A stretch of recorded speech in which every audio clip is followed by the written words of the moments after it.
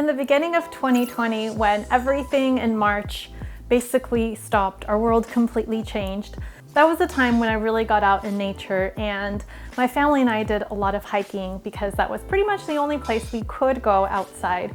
And being out in nature and being out hiking to the top, highest peaks of South Lake Tahoe, one of my biggest lessons was to have perspective. We are teeny weeny in this huge world, and looking down and seeing all of this beautiful nature really gave me perspective of the situation and where we stand. So perspective and gratitude was a huge learning for me in 2020, and looking at everything and just saying, thank you for giving me this breath. Thank you that I'm able to hike and have my family to be with. So I think that for many of us, depending on what your situation was in 2020, if you're still watching this video, it means you have breath. And I think that's one of the things that we must also be so grateful for.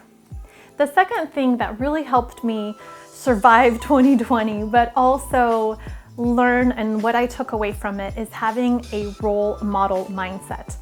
As a leader in my company, as a leader to so many women that I'm helping style, as a mother, as a wife, as somebody, as an older sister, I had to take a leadership role model. And instead of me being down and worrying, which of course I was naturally, because our entire business got hit upside down and I still have a family to feed and provide for, everything got turned upside down. But as soon as I took that role model mindset and I knew I had to be strong for my family and I knew I had to be strong for those around me, it was almost like putting on a uniform and just going out and leading, and not really taking any of that time for Netflix binging or just crying nonstop. I mean, of course I had my bad moments, but I think having that role model mindset is super crucial. And that's the same mindset that I'm gonna go in 2021, because we don't know what's gonna happen. So that, I think, is a huge learning and something that I hope also you can adopt for the new year. The third biggest learning for me from 2020, and also I hope to share with you for an amazing 2021, is to set yourself up on the right foot in the morning.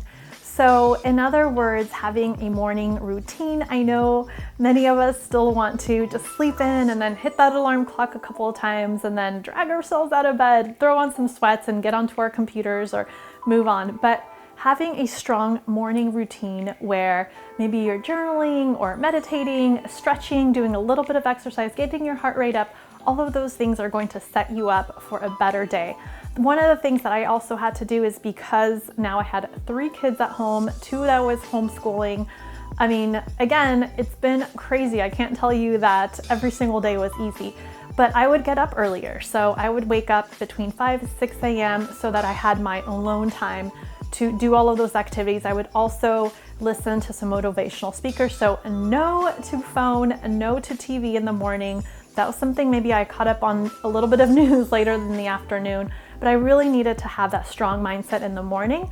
And that's a habit and kind of a morning ritual that I adopted earlier on in this year that really helped me through the year. And I think it's going to help me in 2021 as well. So I hope it's something you might consider as well, depending again on your situation, whether you have kids or not. Just getting up in the morning and having that strong morning routine is going to set you up for the best. Another huge learning from 2020 is that confidence matters. Confidence is the belief that you're going to be able to figure things out.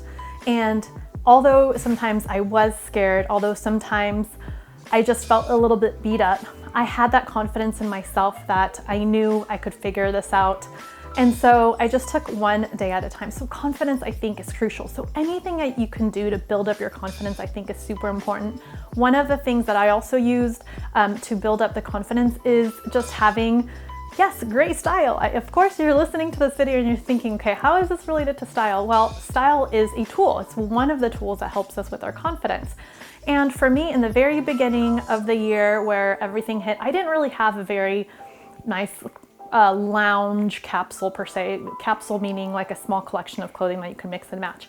I had, a couple sweatshirts and some sweatpants or whatnot, but they weren't necessarily any items that are going to make me feel good.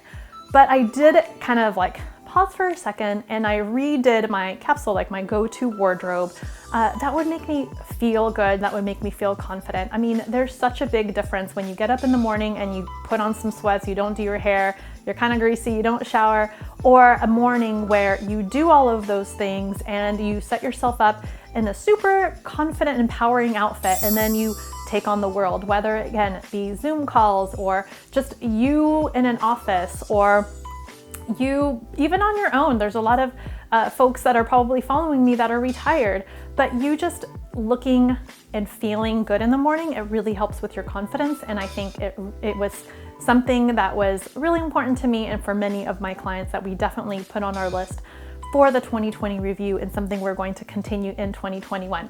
And if you'd like to join us, I have a special something coming up, so stay tuned of how you can join my style community in the upcoming year to help empower you and set you up for a more confident you in 2021. One of the things that I'm sharing with my daughters, and I want to pass on to my daughters and also to you, my viewers, is less judgment, more compassion, and you'll feel better. Again, it's been a crazy year, very divided year, but if we just judge a little bit less, and yes, I'm coming to you from a stylist perspective and saying like, hey, you're being judged, so wear the right outfit. Yes, I get that. However, if we do a little bit less judging, we will feel better. So it's something that I personally am teaching my daughters, and I just wanted to share with you because I think that we will feel better if we're just more compassionate, because we're all coming into this from different perspectives and different situations, economical, geographical, and if we can just have a little bit more compassion, I think we'll feel better. Huge takeaway from 2020, and something that I'm definitely working on myself, is making health a priority. Eating right, exercising. I think many of us see how important our health is and how we have to take care of our bodies. So that's something I've really made a priority. I'm exercising on a regular schedule. For me personally, I need a coach.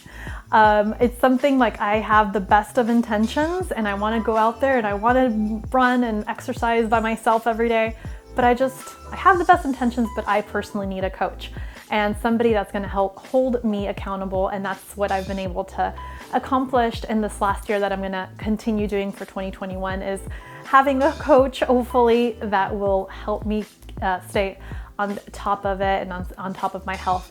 And I encourage you to do the same, whether it be for your health, whether it be for style. I mean, having a coach, having an accountability buddy is, I think, huge in helping us stay on track.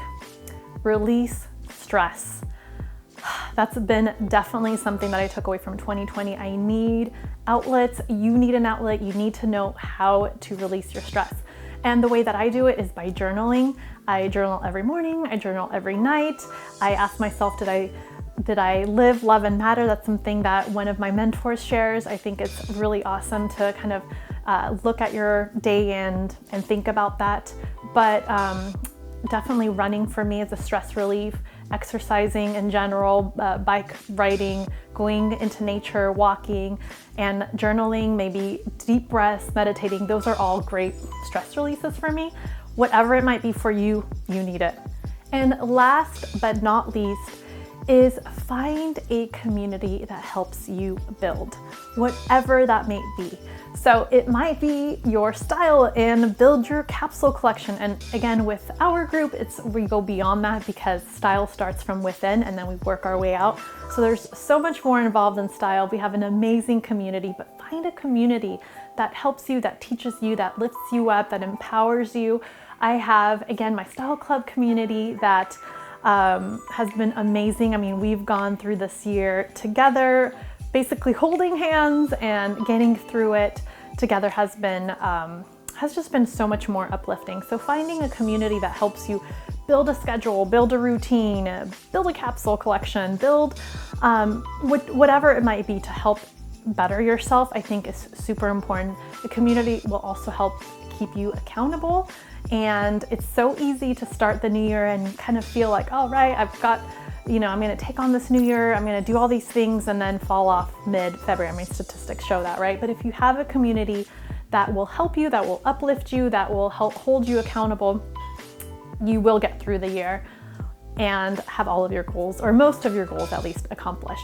I hope this helps you, and I hope this helps you have a better 2021. Remember, gratitude, family, and all of these things that I named are so important. So thank you so much for watching, and we'll see you in the next video. If you know of anybody that could potentially benefit from this video, a sister, mom, cousin, friend, please share it. And give me a thumbs up if you enjoyed it. Again, thank you so much for watching, and I'll see you next time on Otta Style Minute.